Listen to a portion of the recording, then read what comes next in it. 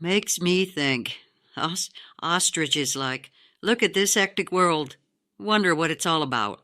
Yep, the modern animal like this doesn't have to put up with hustle and bustle to make a few bucks, delivering an order to pay for stuff. Now that's peace. If you're sitting and waiting for the next order to come in, you can always wait in the shade. Like some neighborhoods have neighborhood mailboxes where you can wait at that isn't near a residence, and that could help. There's also something like a nearby park. If you can find one or know the locations, there's some areas you can just sit and wait where it's not as hot outside or weather that's bothersome in some way or other, and find some nice place to sit and wait for the appropriate order. And this prevents, the tip here is that it prevents driving around so much because you don't want to waste gas, especially nowadays where gas is $2 and $3 and $4 and the like. But that can really help to get in that habit instead of driving around to where it's really heavy populated, because usually things like DoorDash and Uber Eats will send you orders even if you're, a mile or 2 or 3 or 4 miles away from real busy zones. I mean, that might favor other people who are really close, but it's better to wait for something if you can, if you're not out in the countryside, for example. Okay, we're going to begin the Friday shift here for 2 deliveries for $11.85 over half an hour for 4 miles. So that one was pretty good. That's almost a 3-for-1, and remained in the area, doing a little roundabout in the area. No problem there. And then went to this is the far one for $22 for 11.6 mileage. So a 2-for-1 over 37 minutes or so big time on that. One thing about, if you accept, we'll say a $20 order to go 10 or 11 miles, I did that, like 22 for 10 or 11 miles. One thing to remember, and it's a big tip here, is that when you're going away from a town to deliver that food somewhere, even if it's semi-populated, you got to keep in mind you really want the good dollar to mile ratio, because you may end up having to drive back to some extent because people order food. If you just remember, they order food from big restaurant locations or in town. For example, toward town or populated areas, they have a lot of restaurants. So when you get out there, you might not have someone in town order food from outside of town. So getting a trip back into the location which you left is more difficult that way. I haven't heard this really talked about in delivery services with people who make videos that I've seen here and there. But it's an important tip to remember. So if you're going to go out real far, 10 miles, 8, 9, 10 miles, you want $20, and you may want more. You may want a 2.5 for $1 per mile, so like $25 for a 10 mile, because you may end up having to come back at least some of the way, we'll say half or a third of the way, until you get a beep, an order coming in to where you can make it viable to go to the next one toward town or what have you. It's just something important to remember, because the amount of restaurants in a location, and to keep things kind of in mind that way, developing your own strategy around that. So Friday is good for food delivery services. There's DoorDash, there's Uber Eats. DoorDash was offering $2 extra per order for a little while, but I ignored that and actually turned the app off and just did Uber Eats. And the reason why is because Uber Eats was having a promotion. You do 7 orders to get an extra $7, but then you do the next 3 orders, 8, 9, and 10 orders, to get $5, $6, and then $7 again. So altogether, that's $25 in bonuses.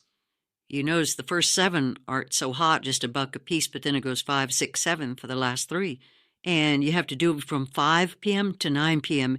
And I did end up completing for the first time ever all 10 orders that it takes to get that extra $25 bonus in that 4-hour period.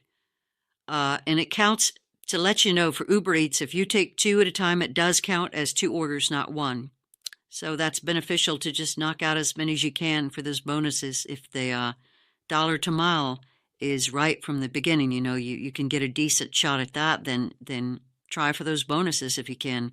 Friday stays so busy that it may end up being easier to aim for those. So that one worked out really well. Brought the wages up really nicely for the shift.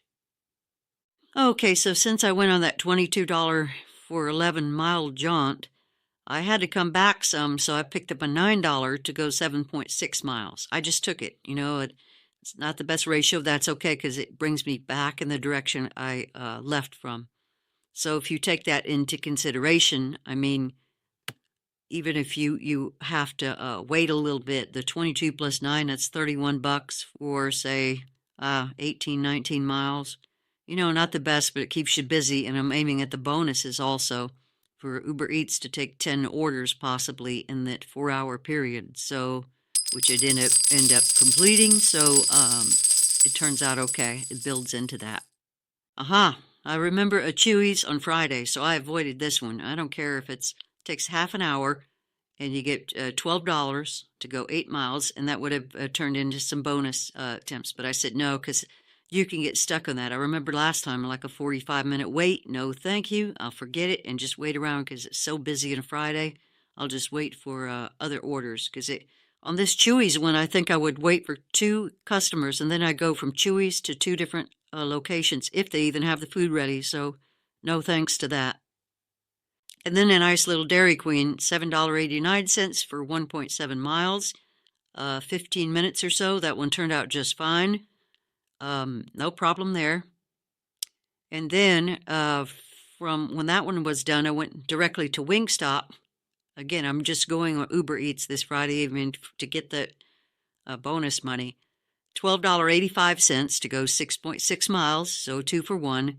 Takes you 24 minutes. So alongside the bonuses, the wages were good. I mean, it take half an hour for a lot of $10, $12 plus orders. So, yeah, that one turned out good from Wingstop.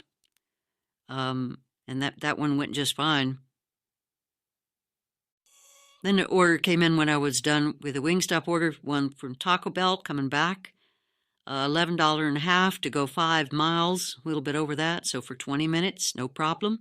That one went okay. I did miss my exit on that one. I had to go down the road a little bit and turn back, come back a little, spend an extra 5 minutes. But, when you drive, you make mistakes sometimes, and it's good to really pay attention so you can know your area and limit your mistakes.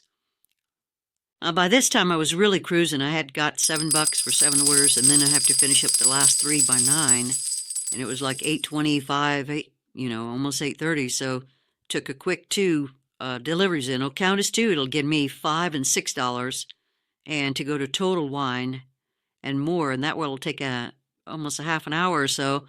And so that was $13 for 7 miles. That's okay. Let's get as much bonus money as we can. And as soon as I was there, Total Wine and More, third one came in for $7, and that was it. That was my 10 out of 10 orders taken.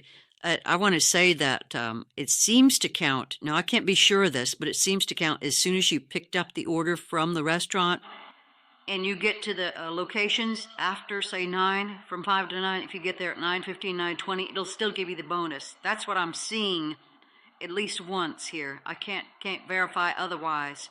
And so that's a very good thing. So the third one was $7 and 35 cents to go 3 miles. And that was the 10th one. So I actually got $7 extra for that. It was $14 plus for that 3 miles.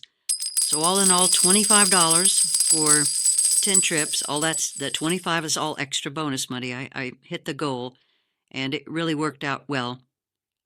So again, it's important to remember, if you're concerned about that, I'm going to monitor that in the future. I think if they have the promotions again, if I can pick up an order and I accept it by like 8:50 or so, and I know it's going to take half an hour, do I still get the bonus money even if I just accept the order, or do I have to get to the restaurant first, or do I have to get to the customer? So there's 3 things to look at.